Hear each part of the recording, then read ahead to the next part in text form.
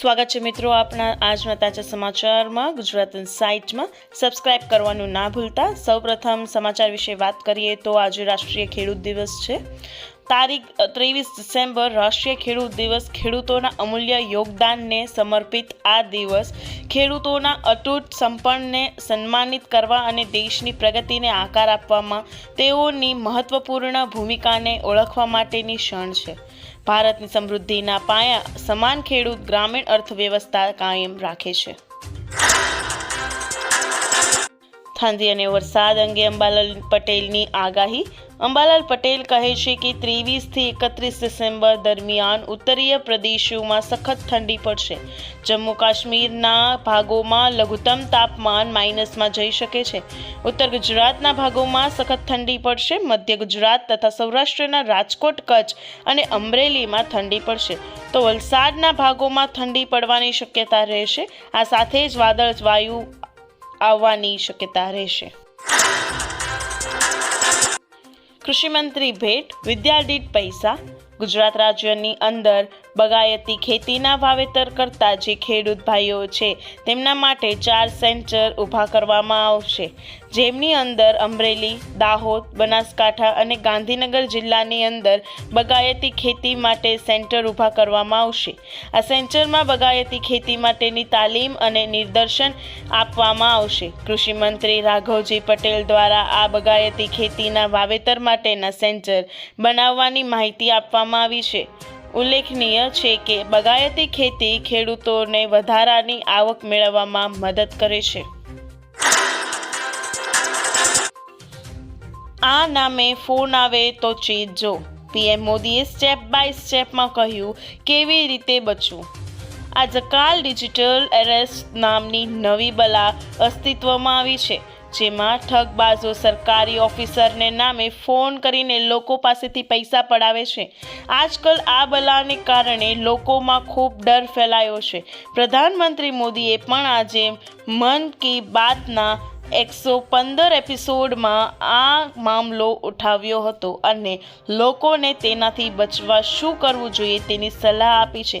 પ્રધાનમંત્રી મોદીએ લોકોને ડિજિટલ અરેસ્ટની સાવધાન રહેવાની સલાહ આપી। ખેડૂતોની 2 લાખ સુધીની લોન માફ। ખેડૂતોની લોન માફી સમગ્ર દેશમાં સૌથી વધુ ચર્ચિત વિષય છે। તેવામાં તેલંગાણામાં ખેડૂતોની લોન માફ કરવામાં આવી છે।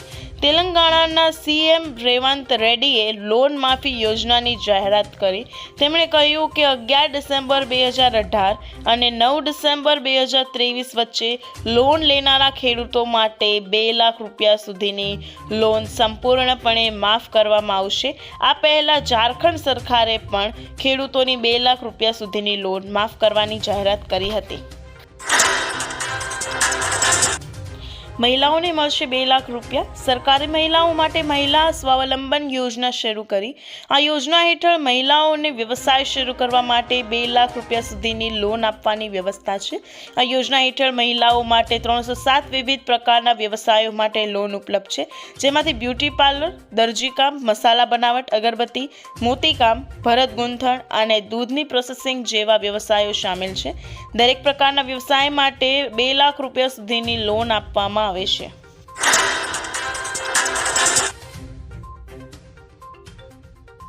વિદ્યાર્થીઓને 3000 રૂપિયા દર મહિને મળશે। જો તમે 12 પાસ છો તો તમને પણ સરકાર આપશે દર મહિને 3000 રૂપિયા। રોજગાર સંગમ યોજના અંતર્ગત દરેક વિદ્યાર્થી એટલે કે સ્ત્રી અને પુરુષ બંનેને દર મહિને 3000 રૂપિયાની સહાય આપવામાં આવે છે। જ્યારે આ યોજનાનો લાભ લેવા માટે તમારી વાર્ષિક આવક 4 લાખથી ઓછી હોવી જોઈએ, તમારા ઘરમાં કોઈ સરકારી નોકરી ન કરતું હોવું જોઈએ અને તમે 12 પાસ હોવા જોઈએ। જ્યારે આ યોજનાનો લાભ લેવા માટે તમારે એક ઓનલાઈન ફોર્મ ભરવાનું રહેશે, જે ફોર્મ ભરતી વખતે આધાર કાર્ડ, 12 પાસની માર્કશીટ, તમારું લિવિંગ સર્ટિફિકેટ, તમારો જાતિનો દાખલો આ બધા જ ડોક્યુમેન્ટ કરી અરજી સબમિટ કરવાની હોય છે। હવે તમારા ઘરે લગાવો મફત સોલાર પેનલ। ગુજરાતમાં હાલમાં પીએમ સૂર્ય ઘર મફત વીજળી યોજના હેઠળ 5 લાખથી વધુ રૂફટોપ સોલાર સિસ્ટમ સ્થાપિત કરવામાં આવી છે, જેના કારણે કુલ 1879 મેગાવોટ સોલાર ક્ષમતા પ્રાપ્ત થઈ છે. આ આંકડો રાજ્યના નિર્ધારિત લક્ષ્યને 50% કરતાં વધુ છે, જે એક મહત્વપૂર્ણ સિદ્ધિ છે. ગુજરાતે માર્ચ 2027 સુધીમાં આ યોજનાના અંતર્ગત 10 લાખ રહેણાંક રૂફટોપ સોલાર સિસ્ટમ સ્થાપવાનો લક્ષ્યાંક નક્કી કર્યો છે. મફત વીજળી યોજનાને વધુ વેગવંતી બનાવવા અને રૂફટોપ સોલાર ઇન્સ્ટોલેશન માટે ગ્રાહકોને પ્રોત્સાહિત કરવા 9 કિલોવોલ્ટ સુધીના સોલાર રૂફટોપ સિસ્ટમ માટે રેગ્યુલેટરી ચાર્જીસ 2750ની સહાય સાથે 9 કિલોવોટ સુધીની સોલાર રૂફટોપ સિસ્ટમ માટે નેટવર્ક સ્ટ્રોંગિંગ ચાર્જ માફ કરવામાં આવેલ છે. તેમજ વધુ સુવિધા માટે નેટ મીટરિંગ એગ્રીમેન્ટ કરવાની જરૂરિયાતમાંથી પણ મુક્તિ આપવામાં આવેલ છે, જેના પરિણામ સ્વરૂપે ગુજરાતમાં વધુમાં વધુ નાગરિકો પીએમ સૂર્ય ઘર મફત વીજળી યોજનાનો લાભ લઈ રહ્યા છે. રેશન કાર્ડ ધારકો આપે ધ્યાન. માનવી સિસ્ટમ હેઠળ બધા પાત્ર રાશન કાર્ડ ધારકોને ડીબીટી દ્વારા દર મહિને 1000 રૂપિયા સુધીની તેમાં બેંક ખાતામાં મળશે. મહત્વપૂર્ણ છે કે જો કાર્ડ મહિલાના નામે હશે તો રકમ સીધી તેના ખાતામાં ટ્રાન્સફર કરવામાં આવશે, જે મહિલા સશક્તિકરણને પ્રોત્સાહન આપશે. હવે રાશન કાર્ડ ધારકોને માત્ર ઘઉં અને ચોખા જ નહીં, પરંતુ કઠોળ, તેલ, મીઠું અને અન્ય પૌષ્ટિક ખાદ્ય પદાર્થો પણ મળશે. સામાન્ય અને અંત્યોદય કાર્ડ ધારકો માટે રેશન જથ્થાનો અલગ રીતે નક્કી કરવામાં આવ્યો છે. નવા નિયમો હેઠળ રેશન કાર્ડ સંપૂર્ણપણે ડિજિટલ હશે. બાયોમેટ્રિક વેરિફિકેશન અને QR કોડ દ્વારા રેશનનું વિતરણ કરવામાં આવશે. નકલી કાર્ડ અને ભ્રષ્ટાચારને રોકવા માટે નવા નિયમો ઘડવામાં આવ્યા છે. 5 વર્ષથી વધુ ઉંમરના તમામ લાભાર્થીઓ માટે KYC અને આધાર લિંકિંગ ફરજિયાત રહેશે. માણસને બદલે રોબોટ કામ કરશે. AI અને રોબોટિક્સ વિશે ઘણી વાતો થઈ રહી છે. AI મોટા પાયે ક્રાંતિ લાવશે. આનો નમૂનો સોશિયલ મીડિયા પર દેખાવા લાગ્યો છે. સોશિયલ મીડિયા પર વાયરલ થઈ રહેલા વિડીયોમાં એક રોબોટ ખેતરોમાં મજૂરોની જગ્યાએ પાક લણતો જોવા મળે છે. આ વિડીયો ફાર્મિંગ ડેટાબેઝ નામના ઇન્સ્ટાગ્રામ એકાઉન્ટ પરથી શેર કરવામાં આવ્યો છે. તેને અત્યાર સુધીમાં લાખો વખત જોવામાં આવે છે. આ કેટલાક યુઝર્સે તેને ભવિષ્ય માટે ખતરો ગણાવ્યો છે. બધાને મળશે ઘરનું મકાન, મોદીનો ફેસલો. લોકોને સંબોધતા પ્રધાનમંત્રીએ કહ્યું, મારો એક મોટો સંકલ્પ છે. જ્યાં સુધી દરેક જરૂરિયાતમંદ વ્યક્તિને કાયમી ઘર ન મળે ત્યાં સુધી હું આરામ કરીશ નહીં. છેલ્લા 11 વર્ષમાં 4 કરોડથી વધુ ગરીબે લોકો કાયમી ઘર આપવામાં આવ્યા છે. બિહારમાં પણ કાયમી ઘર બનાવવામાં આવ્યા છે. ગયામાં 2 લાખ લોકોને કાયમી ઘર આપવામાં આવ્યા છે.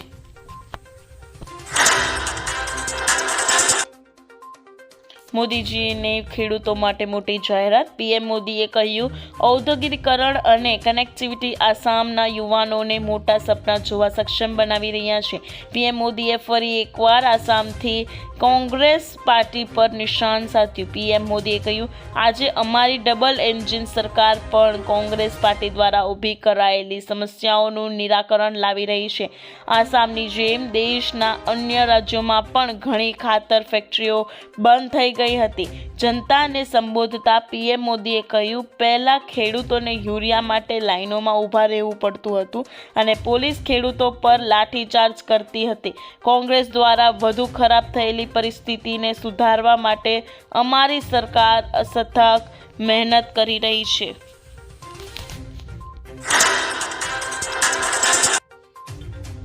મંદીના વાદળા હટ્યા. હીરા બજારમાં તેજી. મંદીના લાંબા ગાળા બાદ સુરતનો હીરા ઉદ્યોગ ક્રિસમસના તહેવારોને પગલે ફરી ધમધમતી રહ્યો છે. ખાસ કરીને નવેમ્બર મહિનામાં હીરાના એક્સપોર્ટમાં ભવ્ય ઉછાળો નોંધાયો છે. અમેરિકાથી નવા ઓર્ડર મળતા નેચરલ અને લેબ ગ્રોન ડાયમંડની માંગ વધી છે. વેપારીઓના મતે તહેવારી સિઝનને કારણે રોજગારીમાં બમણો વધારો થવાની શક્યતા છે. તેજી આવતા હીરા ઉદ્યોગ સાથે જોડાયેલા લાખો રત્ન કલાકારો અને વેપારીઓમાં ખુશીની લહેર છવાઈ છે.